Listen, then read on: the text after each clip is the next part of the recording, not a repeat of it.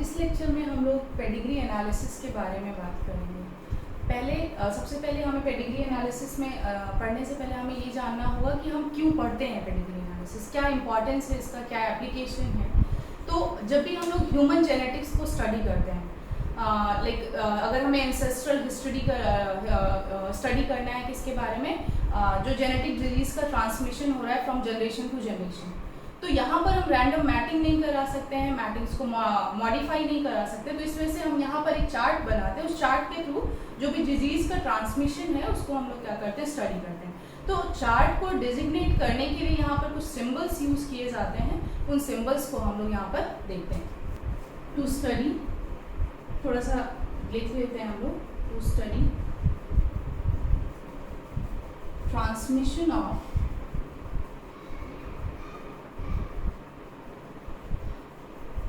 genetic diseases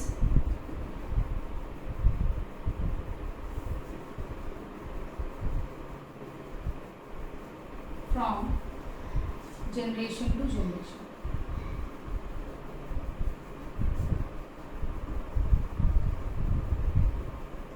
यहाँ पर जो सिंबल्स यूज हो रहे हैं वो हम लोग देखते हैं। फीमेल को रिप्रेजेंट करने के लिए हम लोग एक सर्कल का यूज करते हैं, सिंपल ये सर्कल है, ये फीमेल को रिप्रेजेंट करता है। मेल को रिप्रेजेंट करने के लिए हम लोग एक स्क्वायर बॉक्स यूज करते हैं, ये मेल को रिप्रेजेंट करता है। मैपिंग दिखाने के लिए हम लोग फीमेल को कनेक्ट करते हैं, सर्कल को कनेक्ट करते हैं किससे, एक हॉरिजॉन्टल लाइन से, और ये सिंबल रिप्रेजेंट करता है कि दे टू मैरिड। तो यहाँ पर ये किसको रिप्रेजेंट कर रहा है, मैरिज को रिप्रेजेंट कर रहा है।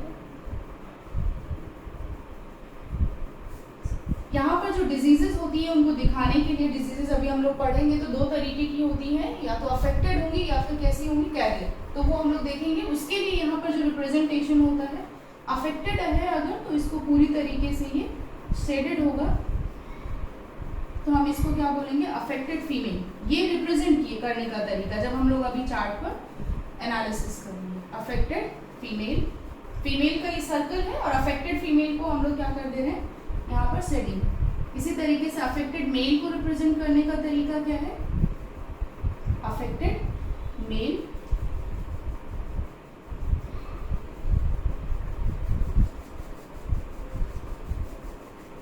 अगर हम लोग यहाँ पर देखिए आफ्टर मैरिजेस जो चिल्ड्रंस हैं, क्योंकि हम यहाँ पर एक क्या कर रहे हैं, जनरेशन टू जनरेशन एक फॉर्म कर रहे हैं चार्ट, तो उसको कैसे प्रेजेंट करते हैं, यहाँ पर जैसा मैंने आपको बताया था कि ये क्या है, मैरिज को रिप्रेजेंट कर रहा है। इससे जो vertical line and then connecting horizontal line, ये रिप्रेजेंट करता है किसको, जो भी प्रोजेनी है, जो भी प्रोजेनी है उसको रिप्रेजेंट करता है। तो ये सब क्या है, फर्स्ट जनरेशन की प्रोजेनी होता है। जैसे इसको हम लोग क्या बोलेंगे, फर्स्ट जनरेशन, जो पेरेंटल जनरेशन है उसको फर्स्ट जनरेशन बोलेंगे, और जो प्रोजेनी की जनरेशन है उसको हम लोग क्या बोलेंगे, सेकेंड जनरेशन। इसी तरीके से अगर नेक्स्ट मैरिज हो जा रही है, सपोज यहाँ पर नेक्स्ट मैरिज है, तो हम इसको किससे रिप्रेजेंट करेंगे, ये थर्ड जनरेशन हो जाएगी। ये सेकेंड जनरेशन थी हमारी, और ये क्या हो गई, थर्ड जनरेशन। तो इस तरीके से ये जनरेशन टू जनरेशन हम लोग इसको क्या करते हैं, रिप्रेजेंट करते हैं। तो ये कुछ सिंबल्स हैं जो यूज किए जाते हैं कैरियर को रिप्रेजेंट करने के लिए, क्योंकि जो रेसेसिव डिजीजेस होती हैं वहाँ पर फीमेल कैरियर भी होती है एंड मेल भी कैरियर होता है। तो वहाँ पर एक्स लिंक अगर रेसेसिव है, कैरियर है, तो उसको रिप्रेजेंट करने के लिए हम लोग x link carrier female, carrier female. इसी तरीके से अगर ऑटोसोमल है तो वहां पर अगर कैरियर को रिप्रेजेंट करने का तरीका है तो हाफ ऑफ द जो पार्ट है सर्कल का वो शेडेड होगा, इसको हम क्या बोलेंगे, कैरियर फीमेल। यहाँ पर कैरियर फीमेल में अभी मैं आपको थोड़ा सा बताऊंगी इसके बारे में कि कैरियर का मतलब क्या होता है। वहां पर पूरी तरीके से जो इंडिविजुअल है वो अफेक्टेड नहीं होता है, लेकिन उसके पास वो डिफेक्टिव जीन प्रेजेंट होती है, तो इस वजह से हम उसको क्या बोलते हैं, कैरियर, कैरियर मेल। ये रिप्रेजेंट करने का तरीका। अगर डेथ हो रही है किसी भी इंडिविजुअल की, तो डेथ को रिप्रेजेंट करने का जो तरीका होता है वो सिंपली हम लोग इसको इस तरीके से रिप्रेजेंट करते हैं। तो ये किसको रिप्रेजेंट कर रहा है, death of the female, death of female. और अगर हम इसको इस तरीके से रिप्रेजेंट करते हैं तो ये किसको रिप्रेजेंट कर रहा है, death of me. But generally ये यूज नहीं किया जाता है, बट समटाइम्स यूज है। हाँ, कभी कभी हमें ये अंडरस्टूड होता है, खुद हमें देखना पड़ता है, कभी कभी बहुत सारी पेडिग्री में हमें कैरियर भी रिप्रेजेंट नहीं करना पड़ता है, तो हमें एनालिसिस के बेसिस पे पता करना पड़ता है कि ये कैरियर है या नॉर्मल है। बिल्कुल नॉर्मल की तरह रिप्रेजेंट करता है, इसकी तरह इसको दिखाता है पेडिग्री। जो चार्ट बनेगा जैसे नॉर्मल दिखाया हुआ वैसे इसी तरीके से दिखा दे। तो ये एक नोशन है जो अलग अलग बुक में यूज किया जाता है, लेकिन कभी कभी समटाइम्स हम इसको कैरियर को रिप्रेजेंट नहीं करते हैं, लेकिन ये कैरियर को रिप्रेजेंट समटाइम्स करता है और कभी कभी नहीं करता। इसका रीजन है कि जो बुक स्टैंडर्ड मान के चल रही वो दिखा देंगे कि हाँ ये कैरियर, कभी कभी कंफ्यूज करने के लिए वो नहीं बताएगा, वो सिंपली कैसे दे देगा, नॉर्मल दे देगा। ठीक है, तो ये हो गया इसके बारे में, कैरियर के बारे में। अभी हम लोग देखेंगे कि जो जैसे कि मैंने बताया कि पेडिग्री एनालिसिस में हम लोग जेनेटिक डिसऑर्डर्स की बात करते हैं। तो जो मेजर जेनेटिक डिसऑर्डर्स होते हैं वो आपके ऑटोसोमल जेनेटिक डिसऑर्डर होते हैं या फिर सेक्स लिंक्ड और एक्स लिंक्ड जेनेटिक डिसऑर्डर होते हैं। तो दोनों हम लोग देखते हैं कि क्या होते हैं। ठीक है, जेनेटिक डिसऑर्डर,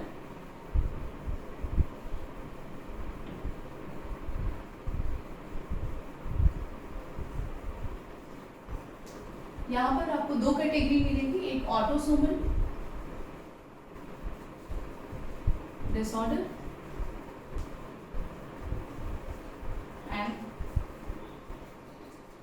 एक्स लिंक्ड और सेक्स लिंक्ड डिसऑर्डर। यहाँ पर ये समझना होगा कि जेनेटिकल डिसऑर्डर हम लोग क्यों कहते हैं। अगर ह्यूमन बीइंग की बात करें, हम किसकी बात कर रहे हैं, ह्यूमन बीइंग की, तो यहाँ पर टोटल नंबर ऑफ जो क्रोमोसोम प्रेजेंट होते हैं वो कितने प्रेजेंट होते हैं, 46। क्योंकि हम लोग डिप्लॉयड ऑर्गेनिज्म में 2 है, टोटल नंबर ऑफ क्रोमोसोम कितने, 46। अब इन जीन्स पर जो ये रिप्रेजेंट कर रहा है क्रोमोसोम, इन्हीं क्रोमोसोम्स पे क्या प्रेजेंट होती है, जीन प्रेजेंट होती है। ठीक है, अब अगर इन जीन में किसी भी तरीके का डिफेक्टिवनेस आ रहा है तो उस डिफेक्टिवनेस की वजह से क्या क्रिएट होता है, जेनेटिकल डिसऑर्डर। अब डिपेंडिंग अपॉन कि आपको पता है कि 46 जो क्रोमोसोम है इसको हम लोग 2 कैटेगरी में डिवाइड कर सकते हैं। ये आपका जो 44 क्रोमोसोम है वो कैसे होते हैं, फर्स्ट 44 क्रोमोसोम वो कैसे होते हैं, आपके ऑटोसोमल क्रोमोसोम होते हैं। यहाँ हम उन्हें क्या कहते हैं, ऑटोसोम्स कहते हैं, ऑटोसोम्स क्रोमोसोम। और लास्ट के जो 2 क्रोमोसोम है उनको हम लोग दैट इज आपका अगर बोले तो 45 एंड 46, यहाँ पर जो 2 क्रोमोसोम है और 1 पेयर जो क्रोमोसोम है उसको हम लोग क्या बोलते हैं, सेक्स क्रोमोसोम। तो डिपेंडिंग ऑन दैट अगर इसके बिहाफ पर हम लोग देखें कि जो डिफेक्टिवनेस प्रेजेंट है वो किस पे प्रेजेंट है, सेक्स क्रोमोसोम पे है, तो वो कैसा हो जाएगा, सेक्स लिंक्ड डिसऑर्डर हो जाएगा। दैट इज हम लोग यहाँ पर XY अगर हम XX बात करें तो हम किस में रिप्रेजेंट करते हैं, फीमेल में। ठीक है, फीमेल में क्या प्रेजेंट होता है, ये रिप्रेजेंट करने का फीमेल को तरीका है। XY की बात करें तो ये किस में प्रेजेंट होता है, मेल में प्रेजेंट होता है। जेनेटिक पेडिग्री एनालिसिस में हम लोग फीमेल को ऐसे रिप्रेजेंट करते हैं, मेल को ऐसे, लेकिन इन जनरल जो सिंबल हम लोग यूज करते हैं वो कौन सा यूज किया जाता है, इस तरीके से सर्कल बना के उसमें प्लस एंड मेल के लिए ये सिंबल यूज किया जाता है। तो ये XX क्या हो गया, मैंने आपको बताया था 1 पेयर और 2 क्रोमोसोम। तो आपको दिखाई दे रहा है कि XX जो क्रोमोसोम है उसको हम लोग सेक्स क्रोमोसोम बोलते हैं, किसमें, फीमेल में। और XY जो क्रोमोसोम है उसको हम लोग क्या बोलते हैं, सेक्स क्रोमोसोम इन मेल। ठीक है, और यहाँ पर रेस्ट तो 44 क्रोमोसोम, यहाँ पर हम डिसाइड नहीं कर सकते, ऐसे कोई रिप्रेजेंट करने का तरीका नहीं। ये मेल और फीमेल में दोनों में क्या होते हैं, सेम होते हैं। ठीक है, इनमें कोई वेरिएशन नहीं होगा, ये दोनों में सेम होंगे। और अगर किसी भी तरीके का डिफेक्टिवनेस किस पे प्रेजेंट है, ऑटोसोम्स पे प्रेजेंट है, तो हम उस डिफेक्टिव डिसऑर्डर को क्या बोलेंगे, ऑटोसोमल डिसऑर्डर बोलेंगे। मैंने आपको क्या बताया कि ये जो डिसऑर्डर्स क्रिएट हो रहे हैं वो किसके बिहाफ पर, कि कौन से जीन पे प्रेजेंट है। अगर 44 क्रोमोसोम जो ऑटोसोम्स है उसमें आपका डिफेक्टिव प्रेजेंट है तो वो आपका क्या हो जाएगा, डिसऑर्डर हो जाएगा। और अगर यहाँ पे प्रेजेंट है तो आपका सेक्स क्रोमोसोम पे प्रेजेंट है तो डिसऑर्डर कैसा हो जाएगा, सेक्स लिंक्ड कैरेक्टर। ठीक है, अब हम लोग देखते हैं डिसऑर्डर्स में कितने तरीके के होते हैं। यहाँ पर 2 टाइप पाया जाता है, एक तो आपका डोमिनेंट ऑटोसोमल डोमिनेंट डिसऑर्डर और दूसरा आपका रिसेसिव डिसऑर्डर। ये आप लोग को पता भी होगा पहले से। डोमिनेंट को रिप्रेजेंट करने का, जैसे कि अगर हम लोग डिप्लॉयड है तो हमें जो सेट ऑफ जीन्स प्रेजेंट होती है वो पेयर में प्रेजेंट होती है। जैसे यहाँ पर अगर डिप्लॉयड है तो 2 सेट ऑफ जीन प्रेजेंट होंगी। तो यहाँ पर अगर हम लोग 1 सेट ऑफ जीन प्रेजेंट होंगी, तो यहाँ पर अगर रिप्रेजेंट करने का मान लो कोई जीन है, हम ये बोल रहे हैं कि टॉल के लिए जो जीन है तो उसको हम रिप्रेजेंट करेंगे कैपिटल टी से, और डॉर्फ के लिए जो जीन है उसको रिप्रेजेंट करेंगे हम लोग स्मॉल टी से। तो आपको दिखाई दे रहा है 2 जीन हम लोग एक साथ लिख रहे हैं, तो इसी को हम लोग बोलते हैं कि ये क्या है, एलील्स है। तो डिफेक्टिवनेस जो है वो किसी एक पर आ सकता है, दोनों पर आ सकता है, उसके बिहाफ पर हम लोग ये डिसाइड करते हैं। तो जो आपका डोमिनेंट जीन जो है वो हमेशा कैपिटल से रिप्रेजेंट किया जाता है एंड रिसेसिव को हम लोग टी से रिप्रेजेंट करते हैं, ठीक है। तो अगर यहाँ पर डोमिनेंट जीन, अगर जो डिफेक्टिवनेस है वो किस में प्रेजेंट है, डोमिनेंट जीन में प्रेजेंट है, तो हम उसको क्या बोलेंगे, ऑटोसोमल। क्रोमोसोम कौन सा है, ऑटोसोम। जीन कौन सी है, डोमिनेंट है, तो हम क्या बोलेंगे, ऑटोसोमल डोमिनेंट डिसऑर्डर। और अगर जीन कैसी है, रिसेसिव है, और उस पे अगर क्या प्रेजेंट है, डिफेक्टिवनेस प्रेजेंट है, तो हम क्या बोलेंगे उसको, ऑटोसोमल रिसेसिव डिजीज। अब यहाँ पर कंडीशन क्या होती है कि मान लो यहाँ पर जो रिप्रेजेंट करने का तरीका है वो हम लोग इसको ऐसे भी रिप्रेजेंट कर सकते हैं, ऐसे भी रिप्रेजेंट कर सकते हैं, और ऐसे भी रिप्रेजेंट कर सकते हैं। इसको हम कोई भी सिंबल यूज कर सकते हैं, बस कंडीशन है कि अगर वो डोमिनेंट है तो दोनों कैसे होंगे, कैपिटल होंगे, और अगर हेट्रोजाइगस है तो यहाँ पर क्या होगा, एक कैपिटल एक स्मॉल होगा, और अगर कैसा रेसेसिव है तो दोनों ही क्या होंगे, स्मॉल स्मॉल होंगे। देखिए रिप्रेजेंट यहाँ पर हमने कैपिटल टी और स्मॉल टी यूज किया, और यहाँ पर कैपिटल। इसी तरीके से आप कोई भी सिंबल A to Z कोई भी यूज कर सकते हैं, बस ये रिप्रेजेंट करने का जो तरीका होगा वो चेंज हो जाएगा। इसको हम लोग क्या बोलते हैं, कोई भी एक पेयर अगर आप ले लीजिए तो हम इसे होमोजाइगस डोमिनेंट बोलते हैं। क्या बोलते हैं इसे हम, होमोजाइगस डोमिनेंट। इसको भी हम लोग होमोजाइगस, देखिए यहाँ पर दोनों आइडेंटिकल हैं, ये भी दोनों डोमिनेंट है, तो इसको हम क्या बोलेंगे, होमोजाइगस डोमिनेंट, होमोजाइगस डोमिनेंट। और इसको हम लोग क्या बोलेंगे, होमोजाइगस रेसेसिव। होमोजाइगस टर्म इसलिए कॉमन है कि देखिए यहाँ पर भी आइडेंटिकल है, दोनों जीन जो है वो कैसी है, आइडेंटिकल है और रेसेसिव है, इसलिए हम इसको क्या बोलेंगे, homozygous recessive, homozygous recessive. And इसको हम लोग, ये जो पेयर यहाँ पर रिप्रेजेंट किया गया है, इसको हम लोग क्या बोलेंगे, हेट्रोजाइगस, क्योंकि यहाँ पर एक डोमिनेंट जीन भी प्रेजेंट है और एक रेसेसिव भी जीन भी प्रेजेंट है, हेट्रोजाइगस। तो जो डोमिनेंट जीन होगी वो हमेशा इस कंडीशन में, होमोजाइगस कंडीशन में भी रिप्रेजेंट करेगा खुद को, मतलब एक्सप्रेस करेगा, और हेट्रोजाइगस कंडीशन में भी एक्सप्रेस करेगा। लेकिन रेसेसिव जीन की प्रॉपर्टी होती है कि वो जो होमोजाइगस कंडीशन में आएगा तभी अपना इफेक्ट शो करेगा, बाकी किसी कंडीशन में वो शो नहीं करेगा। मतलब अगर आप बोलिए कि इस कंडीशन में अगर मान लीजिए डिफेक्टिव जीन जो प्रेजेंट है वो टी पे प्रेजेंट है, तो वो नहीं आने देगा, वो उसकी क्या कर देगा, मास्क कर देगा इसको, यहाँ पर वो उसके एक्सप्रेशन को आने ही नहीं देगा। ये बात समझ में आ रही है। तो ये आपको बहुत की पॉइंट है जो याद रखना है कि होमोजाइगस डोमिनेंट हो चाहे हेट्रोजाइगस हो, कैपिटल जो डोमिनेंट जीन है वो हमेशा अपने आप को रिप्रेजेंट करेगा, जबकि रेसेसिव जो है वो सिर्फ इस कंडीशन में खुद को रिप्रेजेंट करेगा, इन दोनों कंडीशन में खुद को रिप्रेजेंट नहीं कर पाएगा अगर वो रेसेसिव है। तो दैट मीन्स हम ये अगर ये बोल रहे हैं कि कोई किसी को डिजीज है, वो अफेक्टेड है और वो डिजीज कैसी है, रेसेसिव है, तो उसमें हम जो रिप्रेजेंट करेंगे हमेशा अफेक्टेड के लिए हमेशा क्या यूज करेंगे, ये यूज करेंगे। और अगर हम लोग बोल रहे हैं कि वो डिजीज कैसी है, डोमिनेंट है और ऑटोसोमल है, तो वहां पर हम लोग अफेक्टेड के लिए क्या यूज कर सकते हैं, ये भी हो सकता है और ये भी हो सकता है, हमें नहीं पता, दोनों के केस में हमें सिमिलर रिजल्ट मिलेगा। तो ये दोनों केस हो सकता है किसमें, अगर अफेक्टेड है कोई क्या, डोमिनेंट, इसके लिए हम ये क्या बोलेंगे, ये भी अफेक्टेड है चूंकि डोमिनेंट है और ये भी अफेक्टेड है।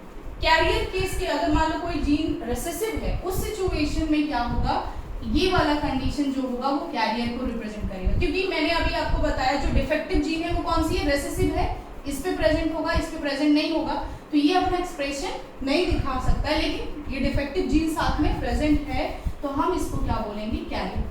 दैट मीन्स यहाँ से थोड़ा सा आइडिया लगा कि जो कैरियर का कॉन्सेप्ट है वो सिर्फ और सिर्फ किसके लिए है, रेसेसिव के लिए। किसके लिए है, रेसेसिव के लिए। जो कैरियर का कॉन्सेप्ट है वो सिर्फ और सिर्फ किसके लिए है, रेसेसिव के लिए। आई होप आपको ये समझ में आया होगा। मैं यहाँ पर इसको लिख दे रही हूँ कि जब भी वो कौन सी डिजीज होगी, डोमिनेंट होगी, ऑटोसोमल डोमिनेंट, उस केस में जो अफेक्ट होने की टेंडेंसी होगी ये दोनों हो सकते हैं। अगर मैंने रिप्रेजेंट किया अभी कैटेगरी में तो ये दोनों क्या हो सकता है, अफेक्टेड। और रेसेसिव अगर है, ऑटोसोमल रेसेसिव, तो वहां पर केस क्या हो सकता है, सिर्फ ये वाला कंडीशन क्या होगा, अफेक्टेड होगा,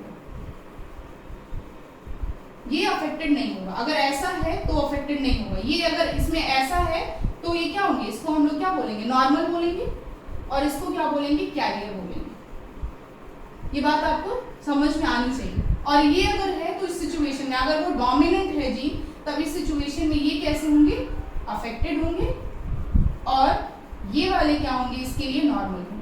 क्योंकि यहाँ पर देखिए एक भी डोमिनेंट जीन प्रेजेंट है ही नहीं, तो ये किसी भी तरीके से इनमें डिफेक्टिवनेस प्रेजेंट नहीं होगा।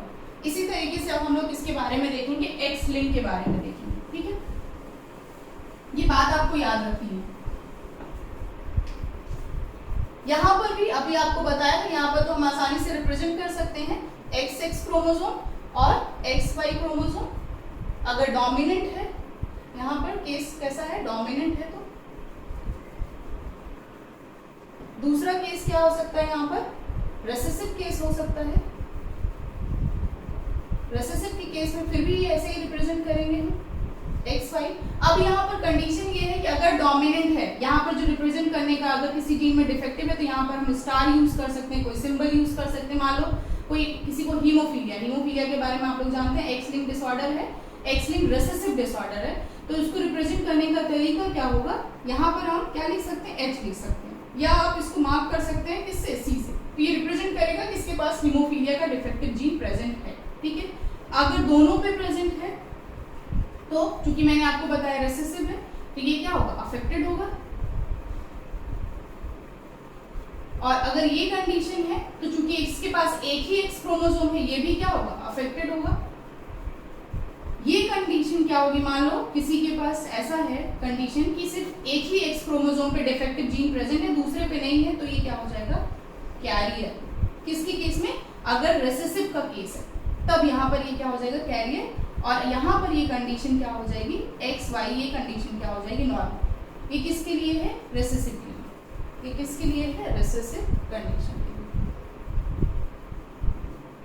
और अगर डोमिनेंट है तो क्या होगा, डोमिनेंट है तो किसी भी एक पे, मान लो ये कंडीशन है, तो भी वो क्या हो जाएगा, अफेक्टेड हो जाएगा। इस केस में तो अफेक्टेड होना ही है। यहाँ पर नॉर्मल केस सिर्फ और सिर्फ क्या बचता है, सिर्फ अगर दोनों एक्स पे नहीं प्रेजेंट है, तब वो क्या होगा, नॉर्मल। बाकी दोनों केस में क्या होंगे, ये अफेक्टेड होंगे, ठीक है। तो अब हम लोग इस पे कुछ क्वेश्चंस करेंगे, जिसकी हेल्प से हम लोग देख पाएंगे कैसे पेडिग्री एनालिसिस को स्टडी करते हैं। ये पेडिग्री है, इक्वेशन गिवन है हमें, यहाँ पर चार्ट गिवन है, जैसा कि मैंने आपको बताया था। ये क्या है, आप वहां से देख सकते हैं, रेफर कर सकते हैं। ये अफेक्टेड क्या होगी, फीमेल, और ये क्या होगा, नॉर्मल मेल। ये अफेक्टेड फीमेल होगी, ये क्या होगा, अफेक्टेड मेल, और ये क्या होगी, नॉर्मल फीमेल, नॉर्मल मेल। इस तरीके से आप इसका आइडिया लगा सकते हैं। मैंने आपको वहाँ सिंबल के थ्रू बताया था कि यहाँ पर ये मैरिजेस को शो कर रहा है, इनकी प्रोजेनी है। तो प्रोजेनी कौन है, सिर्फ ये और ये दोनों, ये प्रोजेनी नहीं है, ये कोई अलग से है जिनकी मैरिज इनके प्रोजेनी के साथ क्या हुई है, यहाँ पर हुई है। तो इस बात को आपको ध्यान रखना है कि ये प्रोजेनी नहीं है। अगर आपको ये समझना है कि इनकी प्रोजेनी सिर्फ ये दो, ये और ये आपका क्या है, आउटसाइडर, ये इस फैमिली ट्री का पार्ट नहीं है, ये आउटसाइडर है, ठीक है। इनके साथ इनकी मैरिज हुई है, एंड देन फिर इसकी प्रोजेनी कौन से हैं, ये चारों प्रोजेनी है, और इसकी प्रोजेनी ये चारों। तो हमसे जो क्वेश्चन में पूछ रखा है, ये दो काम हम यहाँ पे करेंगे। क्वेश्चन में पहला काम हमें ये करना है कि जेनेटिक मेकअप हमें पता करना है किसका, फर्स्ट जनरेशन का, कि ये कैसा जेनेटिक मेकअप होगा। उसको पता करने के लिए हमें सबसे पहले ये पता करना होगा कि पेडिग्री चार्ट में जो इनहेरिटेंस पैटर्न शो हो रहा है, जो डिजीज है वो कौन सी है। अभी मैंने आपको 4 कैटेगरी बताई थी, autosomal dominant, autosomal recessive, x link dominant और एक्स लिंक रिसेसिव। ये हमें यहाँ पर देखना है। तो अब यहाँ पर ध्यान से देखिए, ऑटोसोमल डोमिनेंट है तो हम कैसे पता करेंगे, और ऑटोसोमल रिसेसिव है तो कैसे पता करेंगे। ध्यान से देखिए इस यहाँ पर डिजीज को, अगर हम लोग, मैंने आपको बताया था कि ऑटोसोमल डोमिनेंट के लिए कंडीशन क्या होगी कि ये और ये कंडीशन क्या होंगे, अफेक्टेड होंगे। ये और ये कंडीशन क्या होगी, अफेक्टेड होंगे, और ये कंडीशन क्या होगी, नॉर्मल होगी। तो अब ध्यान से देखिए, ऊपर अगर यहाँ पर अफेक्टेड फीमेल है, तो इसका जो जेनेटिक मेकअप है या तो ये हो सकता है या तो ये हो सकता है, इसके अलावा ये नहीं हो सकता। इसके अलावा यहाँ पर ये पॉसिबल नहीं है। यहाँ पर जो पेडिग्री गिवन है, इसमें ऑलरेडी बता रखा है कि कौन सा जो इनहेरिटेंस पैटर्न है वो ऑटोसोमल डोमिनेंट है। यहाँ पर जो इनहेरिटेंस पैटर्न है वो कौन सा है, ऑटोसोमल डोमिनेंट है, ये जो गिवन पेडिग्री है। तो मैंने आपको बताया था कि डोमिनेंट के केस में ये अफेक्टेड होगा, और ये कैसा होगा, नॉर्मल। तो यहाँ पर ये क्लियर हो गया कि या तो इस फीमेल का जो जेनेटिक मेकअप होगा या तो ये होगा, और या तो ये होगा, ये अभी हम आगे से पता करेंगे। और इसका क्या होगा, इसका तो क्लियर है कि इसका यही जेनेटिक मेकअप होगा, दैट इज दिस। ठीक है, अब अगर इनके बीच में हम लोग क्या करते हैं, मैचिंग लगाते हैं, तो क्या क्या पॉसिबिलिटी है कि जो पॉसिबिलिटी हमें मिल सकती है वो हम लोग देखते हैं। सपोज यहाँ पर अगर हम पहला कंडीशन लेते हैं कि इसका जो जेनेटिक मेकअप है वो होमोजाइगस डोमिनेंट है, और दूसरे वाले का तो हमें फिक्स है, मेल का क्या होगा, ये कंडीशन होगी। तो यहाँ पर जब ये होगा तो हमें देखिए क्या मिल सकता है, ए हमें क्या मिलेगा कि जितने भी प्रोजेनी होंगी वो सब क्या होंगी, अफेक्टेड होंगी। जितनी भी प्रोजेनी होंगी वो क्या होंगी, अफेक्टेड होंगी। और हमें मिल भी रहा है कि दो इसकी प्रोजेनी है, फीमेल और मेल, और दोनों क्या है, अफेक्टेड है। लेकिन यहाँ पर क्या है, कैरियर। अब आपको यहाँ से ये तो हमें समझ में आ गया कि अगर ये कैरियर है और यहाँ पर ये है तो ये कंडीशन क्या होगी। ठीक है, तो यहाँ से ये आइडिया है। दूसरा यहाँ पर क्या हो सकता है, यहाँ पर अगर हम लोग इसको लेते हैं, ध्यान से देखिए, अगर हम लोग इसको लेते हैं तब हमें क्या कंडीशन मिल सकती है, इसका जेनेटिक मेकअप अगर हम ये ले रहे हैं अफेक्टेड मान के और इसका तो फिक्स है, तो इस कंडीशन में हमें क्या मिलेगा, कैरियर, एंड यहाँ पर आपको क्या मिलेगा, नॉर्मल, जो कि यहाँ पर पॉसिबल नहीं है। दोनों प्रोजेनी क्या है, अफेक्टेड है। इसका मतलब जो जेनेटिक मेकअप होगा इनका पॉसिबली वो क्या होगा, कैपिटल ए एंड स्मॉल ए। इसका क्या होगा, कैपिटल ए और इसका क्या होगा, स्मॉल ए। क्योंकि अगर ऐसा हो गया तो यहाँ पर अनअफेक्टेड हो जाएंगे और ये पॉसिबिलिटी नहीं हो सकती। ठीक है, तो ये आपका पेडिग्री एनालिसिस के बारे में